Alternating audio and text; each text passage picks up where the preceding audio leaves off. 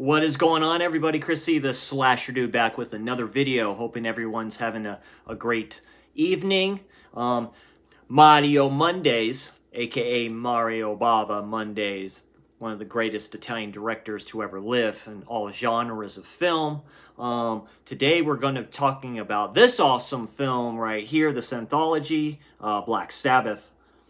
Black Sabbath, 1964, directed by the late, great Mario Bava, stars Boris Karloff, who narrates this, the great Boris Karloff. My goodness, what an awesome actor. May he rest in peace. My goodness, no one does it like he does.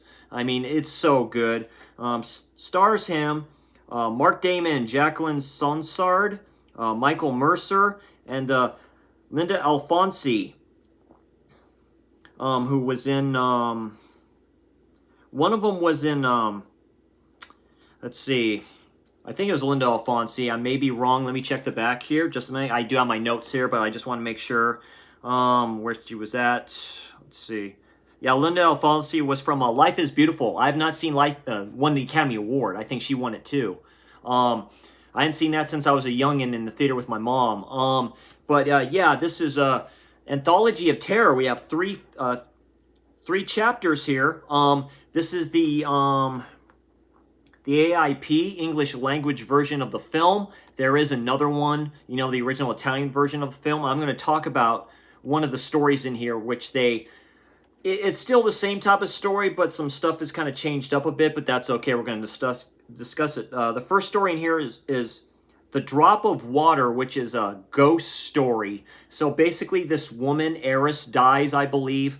This woman comes to help take care of her and stuff like that. She's kind of a thief. She steals a ring, you know, around her finger, thinking it's going to be worth whatever like that, making sure no one touches. It's really eerie. This was done in 64. Dude, this shit is way ahead of its time. Mario Bava was the master at doing gothic horror. My God. And he is great. And it's just, you can just tell it's him doing this. And she just takes the ring. You know, she dresses the corpse up. Very good makeup during this time. Dresses the corpse up and whatever. But takes the ring, takes it back home with her. Then she starts seeing stuff. She starts seeing the flies, hearing the flies. That stuff kind of creeps me out. Very good atmosphere with this. It's a very good start to this anthology.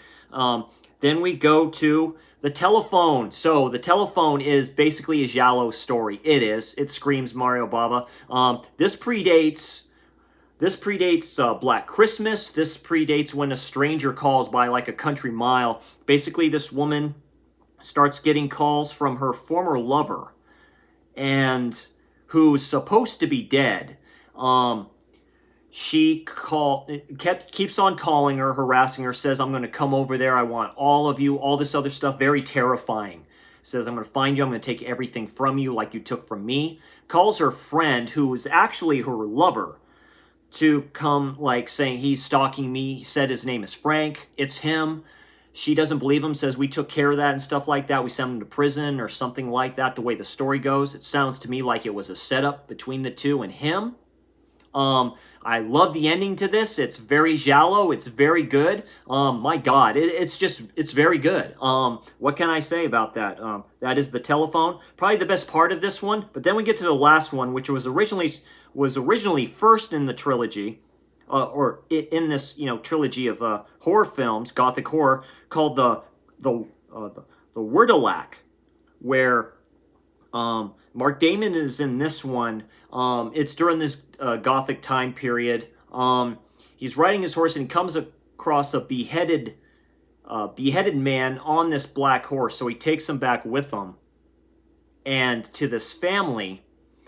And then you see one of the brothers take the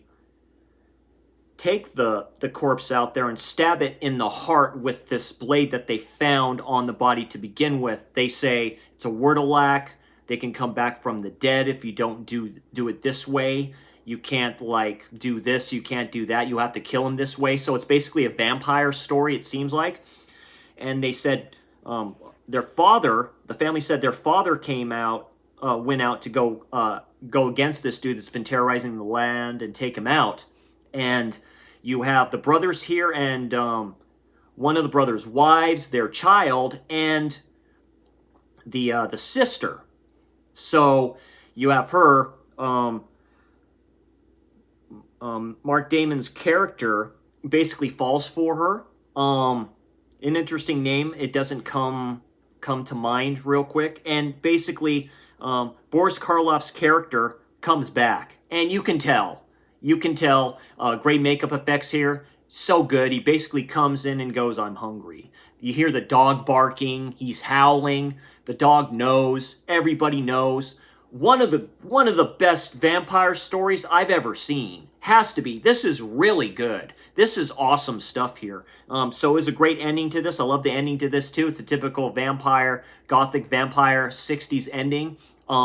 It makes me, it almost seems like a Hammer film. So I'm definitely gonna dive into the Hammer films that I have. And yeah, it's very good. All in all, this film gets a 7.5 out of 10.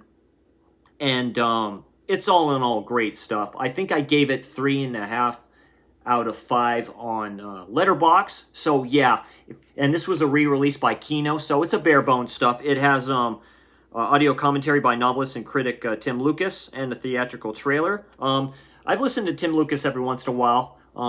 Very interesting, but yeah, I highly recommend this. Like I say, this is a reissue from Kino that came with the slip, so it's very good. You see these beautiful ladies here. Then, of course, you see the late, great Boris Karloff on there.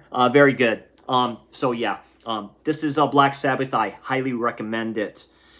And, yeah, so, yeah, this is very sorry. Apologize for the late Mario Monday. Anyway, you all have a good evening. I'm Chris C., the Slasher Dude. If you could, sleeping bag the subscribe, slash the like. I am on YouTube. I am on Letterboxd. I am on Twitter. And, of course, I am on Instagram.